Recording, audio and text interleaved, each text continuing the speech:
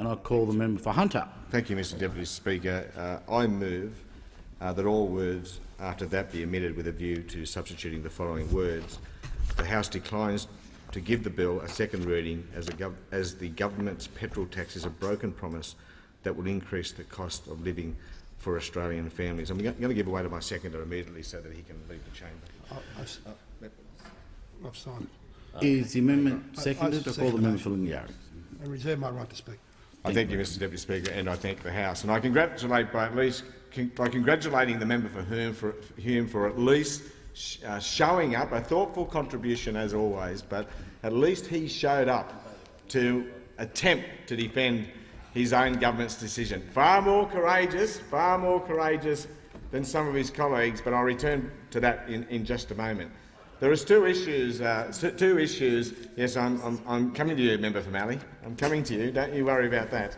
There are two issues here, Mr Deputy Speaker. First, of course, is the substantive issue. That is the imposition of this additional fuel tax on the Australian community in breach of a clear election promise. The second issue is this gag order we are currently operating under. Why are we gagging this bill today? We are gagging this bill. It's a very simple answer. We are gagging this bill to protect all those Liberals and Nationals representing rural and regional seats. Unlike the member for Hume and possibly the member for Mallee, they are unprepared to come in here and defend this broken election promise. It's a reminder to all of us on this side that they say one thing in Canberra and another back in the electorates. But on this occasion, they're not even prepared to say it in Canberra. They are not prepared to come in here and defend this new tax imposition and its impact on rural and regional Australia. But it gets more interesting than that, Mr Deputy Speaker, because we have a speakers list. As we always do when we're debating legislation, we have a speakers list. And it's a fairly long list. 1, 2, 3, 4, 5, 6, 7, 8, 9, 10 people on the list from the other side speaking today. But it's a safe haven, because beyond the first 4, they know they won't have an opportunity to speak because of the gag. They'll be able to go back to their electorates and say, I was going to speak on that fuel tax bill, but I got gagged for some reason. I don't understand why I was gagged. I don't understand always these parliamentary processes, but for some reason I didn't have the opportunity to get in there and defend you against this new tax imposition. So you have to be asking yourself, I just want to talk about the member for Patterson too, because the member for Patterson's on the list twice. He's on the list at 2 and then at about 9, and I wondered what might have gone on there. Why would the member for Patterson be on the list twice? Well, at 2, Mr Deputy Speaker, of course, the member for Patterson would have had to come in here and defend this tax, or do the opposite and do the right thing and oppose the tax.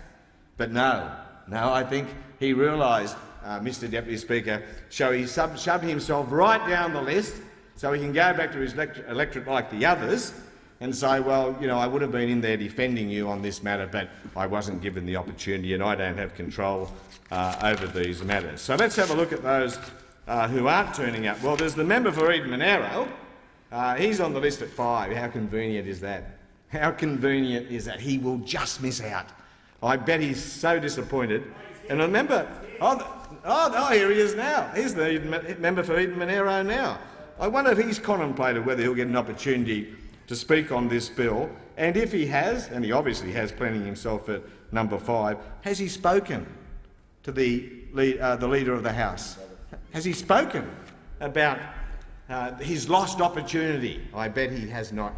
Mr Deputy Speaker. He knows he's safely ensconced at 5. I noticed his colleagues on the other side have been taking all of their 15 minutes. There's no arrangement. There could have been an arrangement. We've got an arrangement on this side to only go 10 minutes. Why? Because we want all of our members, particularly those from rural and regional Australia, to have an opportunity to defend their constituents. That's why we're going 10 minutes.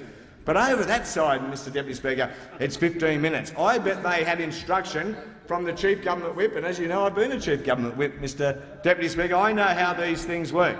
So the Chief Government Whip says, make sure you go your 15 minutes, make sure you go your 15 minutes, because if you don't, the member for Eden Monaro might have to speak, and that's the last thing we want.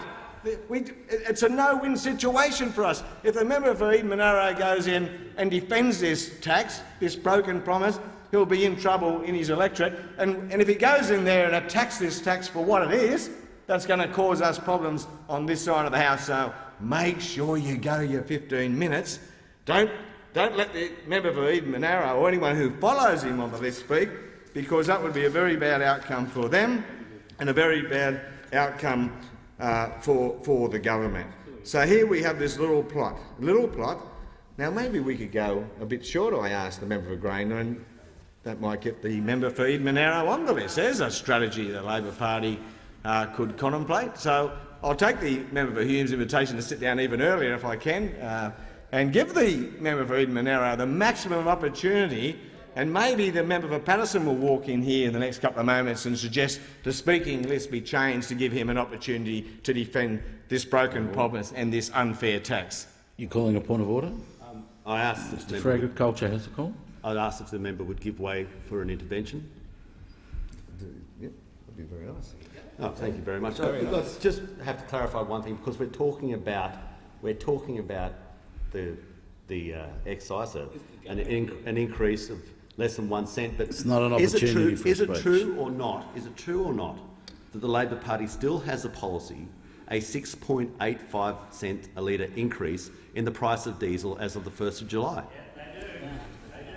I'll tell you what's true, Mr Deputy Speaker. This minister's abandoned his electorate. He stood by in Cabinet and allowed a new tax to be imposed on Australia generally, motorists generally, but particularly on those who live in his electorate. He's deserted his electorate, as have all those members who sit opposite, the member for Eden Monaro, the member for Page, the member for Hume, good defence but not good enough, the member for Capricorn, the member for Mallee, the list goes on and on, Mr Deputy Speaker, and I wish I could remember Mr Ramsey's electorate. Grey. And here's the member for Grey. He's come in here to feign his intention of speaking on this bill, but he's so far down the list he knows there's no chance that will happen. Now, I noticed the minister, when he got to his feet by way of intervention, he wanted to and then ran away. He wanted to talk about Labor's record or Labor's policy. He didn't want to talk about his own, because there's no way in the world he was going to come to that dispatch box and defend this new tax measure. Now, let us just talk about what this new tax measure means for rural and regional Australia. It is just so axiomatic, it's just so obvious that this is a tax that falls disproportionately on rural and regional Australia. It falls on those who drive most. And of course, this is not just an increase in the excise, it's an increase in the GST. And the further you drive, the more excise you pay and the more GST you pay. Now, I want to just mention something I touched on in the MPI last week. I want to go back to some mathematics, because John Howard understood this problem very, very well.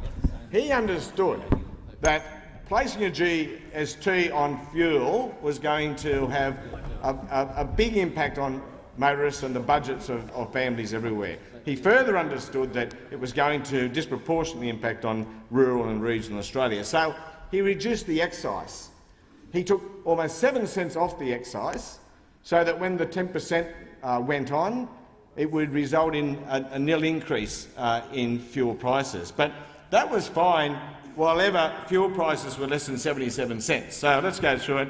So if fuel's at 70 cents and you take 7 cents off, that's the excise, you get to 63, you put 10 on, which adds 6.3 cents, and you end up roughly back at 70 cents. So the GST in John Howard's day didn't necessarily impact upon petrol prices. But let's take fuel to $1.50 a litre, around about where it might be now, $1.50 a litre. You take 7 cents off, it becomes $1.43. You put 10% on, 14.3 cents, and fuel is now 157 cents, or $1.57, Mr Deputy Speaker. It's simple mathematics. John Howard conceded the impact of this GST, a tax on a tax. He fixed it by reducing the excise, but this mob don't care about that. They are now putting extra burdens on fuel prices, and of course, if John Howard hadn't indexed the excise, it would now be 50 cents a litre.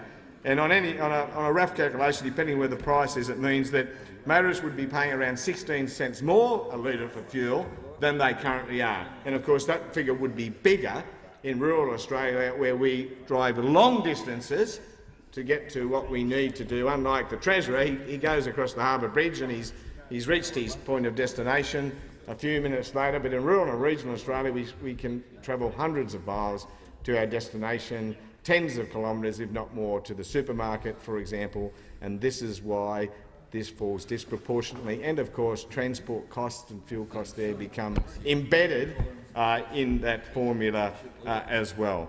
So, Mr Deputy Speaker, to ensure that as many members as is possible have an opportunity to contribute to this debate, I'll leave my remarks at that, but assure those sitting opposite, those of... Oh, the member for Mallee's leaving.